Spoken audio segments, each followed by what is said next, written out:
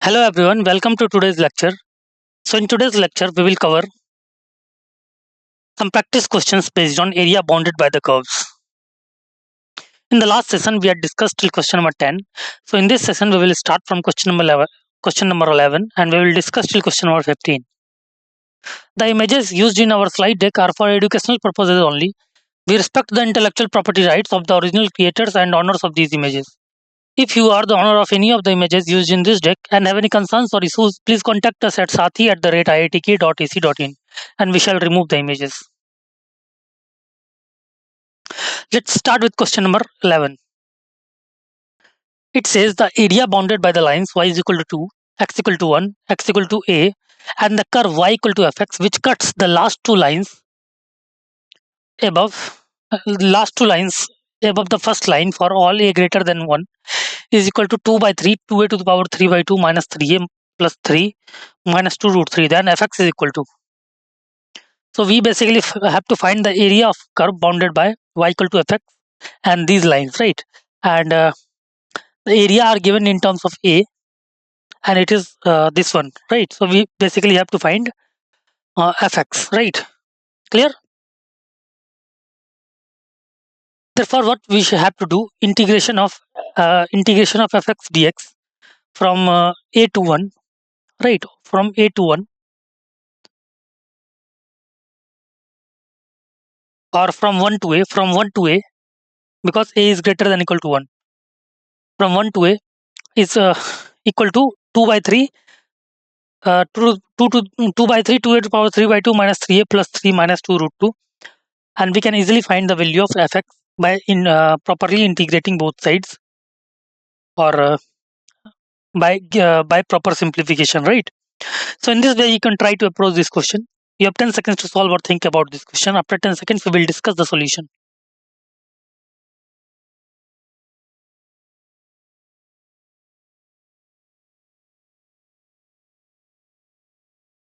Okay, let's move to the solution part C.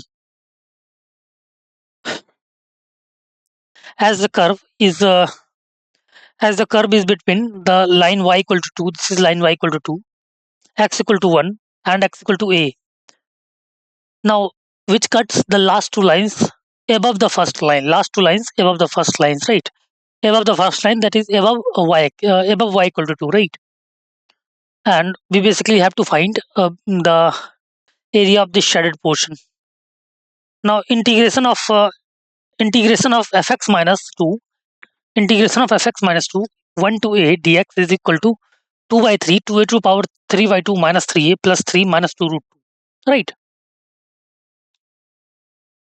Now, on differentiating both sides with respect to a, we get fa minus 2 by applying Newton's Leibniz formula.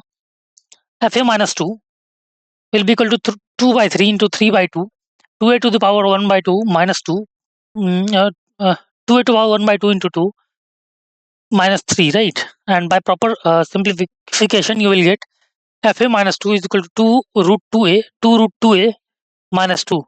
Therefore, fa will be equal to 2 root 2a. Therefore, fx will be equal to, put x in place of a, therefore fx will be equal to 2 root 2x when x greater than equal to 1, right? Therefore, option A is the right choice. Fx is equal to 2 root 2x when x greater than equal to a, x greater than equal to 1. Got it? So let's move to the next question. Question number 12, which says the area bounded by the curves y is equal to cos inverse sin x minus sin inverse cos x, and the lines y equal to 0, x equal to 3 pi by 2, and x equal to 2 pi is. You basically have to find the area bounded by the curves, okay?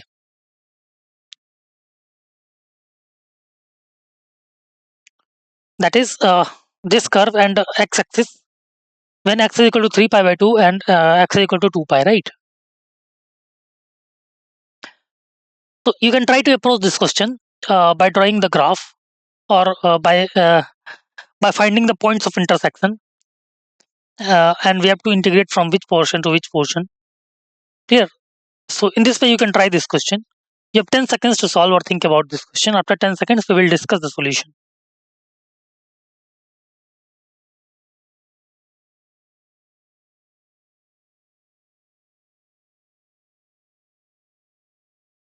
Okay, let's move to the solution part C.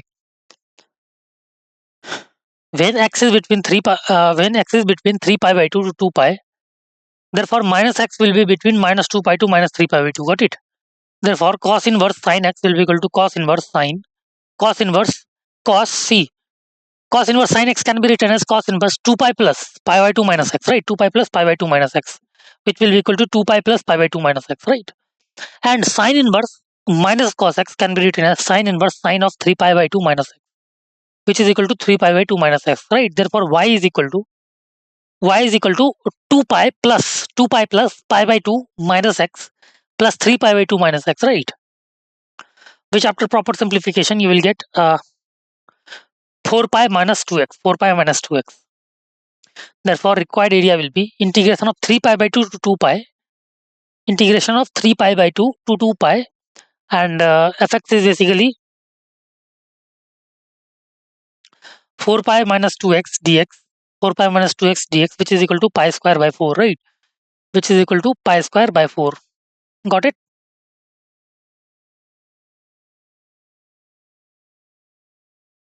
Clear? Option A is the right choice. Option A is the right choice.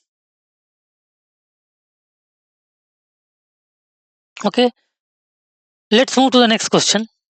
Question number 13, which says, let fx be a continuous function such that f0 is equal to 1, fx minus fx by 7 is equal to x by 7 for all x belongs to real. The area bounded by the curve y equal to fx and the coordinate axis is. The area bounded by the curve y is equal to fx and the coordinate axis is. So again, the hint of this question is you can draw coordinate axis, right? And fx minus fx by 7 is equal to x by 7 is given. So you can calculate fx by proper simplification, right? By putting x as different values. And in this way, if you find fx, then you can try to integrate fx dx, and limit can be decided by using by seeing the above expressions. That is f0 is equal to 1 and fx minus fx by 7 is equal to x by 7. So in this way, you can try to approach this question. You have 10 seconds to solve or think about this question. After 10 seconds, we will discuss the solution. Okay.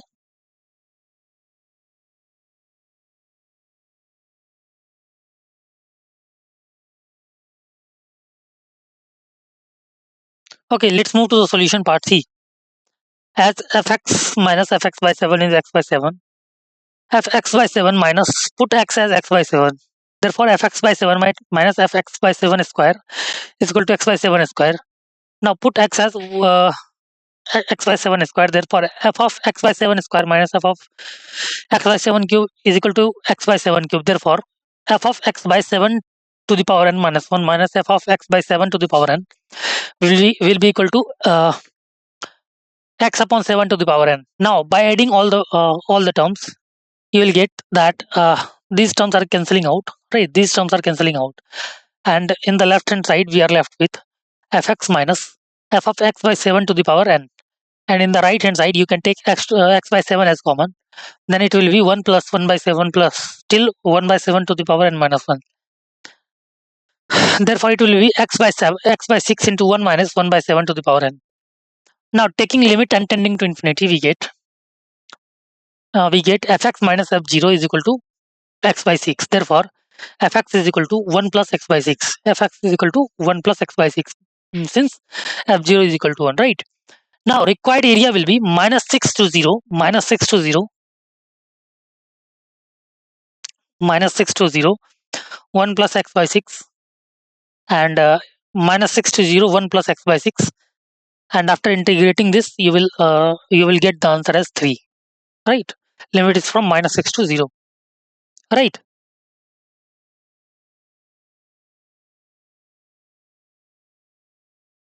Got it? So I think option B is the right choice. 3. B is the right choice. Okay, let's move to the next question. Question number 14, which says, if the area bounded by the curves y is equal to x minus bx square plus and by is equal to x square is maximum, then b is equal to, we have to basically find the value of b. and area bounded between the curves is maximum. So the hint of this question is, first we can try to draw this curve, or we can try to find the points of intersection, and after that we can try to find the area between their points of intersections, and we can maximize the area to find the value of b. Right, maximize the area, because suppose we have a function of area, then we can calculate dA by dx and put it to 0, and we got some critical points. After that we can find d square a upon dx square to decide whether the area will be maximum or minimum, right? So in this way you can try to approach this question. You have 10 seconds to solve or think about this question. After 10 seconds we will discuss the solution.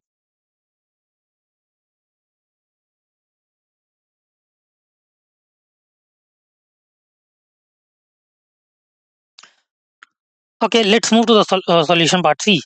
Y is equal to x minus bx square and by is equal to x square. Now solving these equations, we get x equal to 0 and b upon 1 plus b square. B upon 1 plus b square. Therefore area, that is delta b, is equal to integration of 0 to b upon b square by b upon b square by 1, and integration from x square by b minus x plus bx square dx. Therefore integration will be after this we can try to integrate, which is which is in simple integrable form. We can integrate one by one, and after putting the limit, after integration we will get this c. The integration will be b square plus 1 by b square plus 1 by b x cube by 3 minus x square by 2, and limit will be from 0 to b upon b square plus 1, right? And after putting the values of limit, we will get the value of area as 1 by 6 b square upon b square plus 1 whole square. Now we got area in terms of b. Now we basically have to maximize the area, right? Therefore delta dash b will be equal to, we can apply quotient rule to differentiate delta b. Therefore 1 by 6 into 2b into b square plus 1 whole square minus 2b square into b square plus 1 into 2b upon b square plus 1 to the power 4, which is equal to 2b into 1 minus b into 1 plus b upon b square plus 1 whole cube. Therefore delta b is maximum for b is equal to 1 or minus 1, right? Delta b is maximum for b is equal to 1 or minus 1, right? So b is equal to plus minus 1. B is equal to plus minus 1 is the right choice. Got it? B is equal to plus minus 1 is the right choice. Therefore option C is right. Option C is the right choice.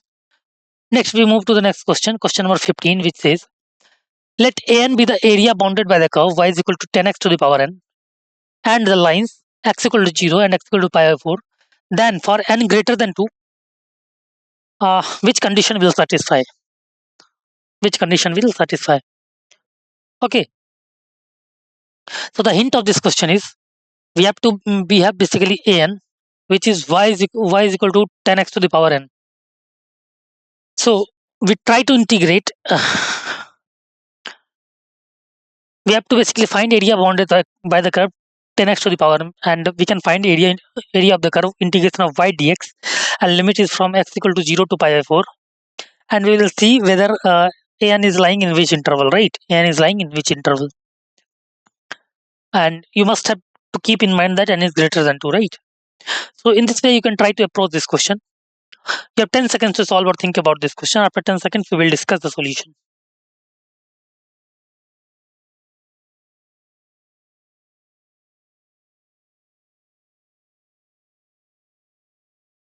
Okay, let's move to the solution part C. In 0 to pi by 4, 10x is basically greater than 0, as we all know, right? Therefore an will be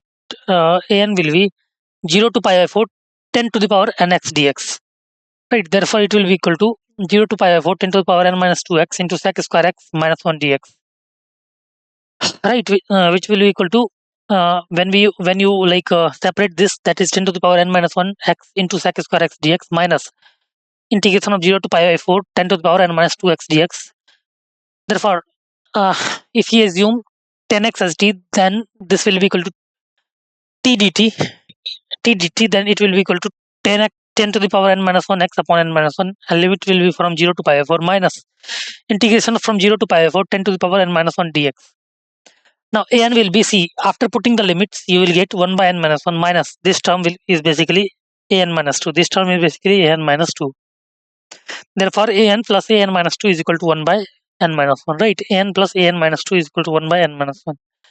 Now, for n greater than 2, x is between 0 to pi of 4, 10x is between 0 to 1. This implied if 10x is between 0 to 1, that means 10 to the power n minus 2x greater than 10 to the power x, right? 10 to the power n minus 2x is greater than 10 to the power x because 10x is between 0 to 1. Therefore, a of n minus 2 will be greater than an. A of n minus 2 will be greater than an. Clear? Now, by putting the value of an, by putting the value